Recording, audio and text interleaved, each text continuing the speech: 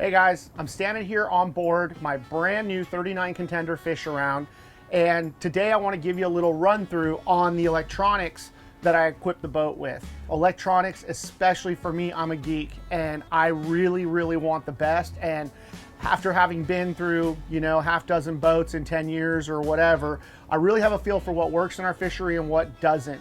I don't like a lot of fluff. I don't want a lot of options I don't use, but the stuff that I do need, like my sounder, my radar that I really rely on, I want nothing but the best. And fortunately for me, our friends at Simrad are making some of the best gear out there right now. So I'm gonna fire everything up here. I'm gonna give you kind of the walkthrough of all the systems I have. And then if you guys have any questions or whatever, just leave them in the comments. Obviously at the heart of this system is always gonna be the displays. Now these displays these days, they're called MFDs, multi-function display. And they're basically really just a monitor that talks to your network of systems. These are NSO Evo 3 in the 19-inch size. The NSO means that it doesn't have the keypad on it. It's basically all touchscreen, and I have a remote control down here that I can use to control either display as well. Now this is basically my home screen. I just put these in. I have not configured any of my pages, so I'm gonna show that in a different video. But you can see I've got all my basics here, and all this pretty much sets itself up. You've got chart, you've got echo, you've got radar, nav pages, which I really don't use. I'm usually on autopilot. Video, I'll show you later on. We're planning on mounting a Psionics cam up on the front of the boat, so that's something that we'll use a bunch when we're running in the dark. Time plot, not really a feature I use, but here's another big one, Mercury engine. So Mercury and Simrad got together and they made a full integration suite so that my motors talk directly to my screens. And if you notice down here, this is a Mercury display. It's actually a rebranded Simrad 9-inch display. This keeps all my motor information for me, and it is very accurate, and it's got just about anything you want to know, from fuel burn to RPM, the temperatures of everything, water pressure, anything you can imagine. But back to this. So these are all my basics. As you see, the Mercury integrates. Another awesome thing is my Seakeeper integrates. It used to be on my first couple Seakeeper equipped boats, I had a display for it, but really there's no need because they did the same thing here as Mercury did. So this saves me space on the dash, and all I do to fire up my Seakeeper is hit that button. You can see the status bar. You'll watch the Seakeeper spin up on the status bar until you get a little icon of a rocking boat here. Hit that, Seakeeper's engaged, life is good. Typically that takes about 20 minutes. But the main screen that I use on my left display, and this goes for pretty much any boat that I'm running, that's where I want my chart. You can see right here, the chart shows us in the slip in Mission Bay. These new displays are really nice. They're super daytime viewable, they're very bright, and also the processors just get quicker and quicker with every generation. You might notice on like an old display, you zoom in on some of this stuff and it takes a while for it to redraw. These are pretty much instantaneous. Really nice to have, and this is basically the control center the whole time that I'm fishing. So this one here I normally leave on chart. This can be on my GPS info. Over here in a normal fishing condition, I've got this thing on sounder, and I keep it in split mode. So I've got my high chirp on the left, which gives me a more tighter image, better detail, but a smaller cone, so I don't see as big a swath of the bottom. And then for deeper water or a bigger image, I use the low chirp. And now this boat I'm really excited about has got the R509 LHW transducer. Now what that is it's got high frequency, wide angle, which is really important for seeing tuna. That wide angle high paints tuna like those big check marks. I can really discern the size of the fish. I can really understand what's going on under the boat. Now this has low chirp, which most transducers have, but it's 3 kW low instead of 1 kW, which is pretty standard.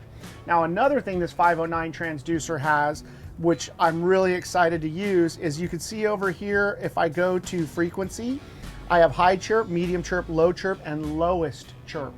Lowest chirp is an ultra narrow 3 kilowatt beam that goes down. It's very narrow so it can penetrate deeper and also give you a better image at depth with 3 times the power of a regular sounder. This means to me that I'm hoping I can sonar up swordfish, down 1,000 feet. I get them sometimes on my old transducer, which was a 265 LHW, the little brother to this. But with this extra power and that tight cone angle, I should be able to meter swordfish down 1,000 feet. The other thing, if you know me, I love my bottom fishing. With the existing technology like I had in my old boat, I could see fish down 500 feet. I mean, you see marks and stuff, but the good definition really went away at 500. Now with these depth restrictions being lifted in Southern California, I'm fishing out to 1,000, 1,200, 1,500 feet.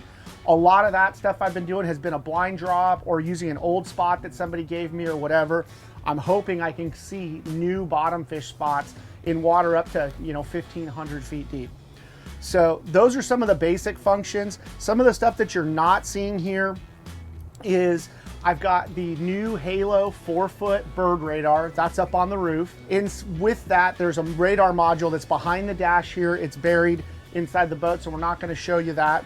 I also have a sounder module. This boat has the BSM-3, which is the biggest and latest sounder module that Simrad offers.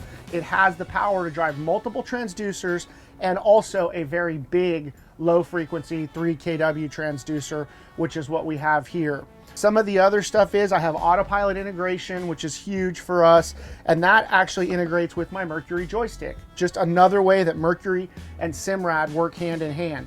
It shows up as an autopilot here, just as if I had a Simrad autopilot. I can hit a point on my chart and I can tell it to navigate. The boat does its thing. So far, it works awesome. This is my first boat with a Mercury autopilot and I'm really digging it.